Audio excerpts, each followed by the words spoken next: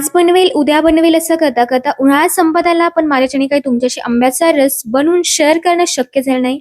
Hello guys, मी आहे नूतन. Welcome to my new वाला video. तर आज होती माझी इव्हिनिंग. रेग्युलर प्रमाणे सकाळी उठले, थोडीशी कामं आवरली आणि त्यानंतर लागले ते इव्हिनिंगचं जेवण बनवायला. कारण मी इव्हिनिंग असल्यावर जेवण करून जाते, हे तुम्हाला माहीतच झालं आहे.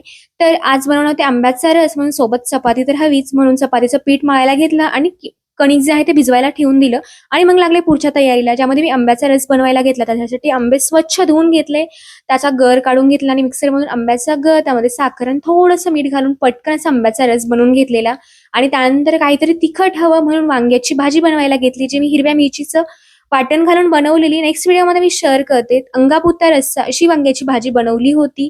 आणि एक साईडला वांग्याची भाजी, एक साईडला चपात्या, असं मस्त इव्हिनिंगचं जेवण बनवलेलं. त्याचं मी इव्हिनिंगच्या जेवणामध्ये आंब्याचा रस, वांग्याची भाजी, चपाती असं बनवलेलं. सगळं कार्बोहायड्रेट होतं, बट कधी-कधी जिभेसाठी सर्व चालतं. आणि असं छान असं जेवण केलं. तर तुम्हाला आंबा आवडतो का आंब्याचा रस? मला तरी आंबा आवडतो.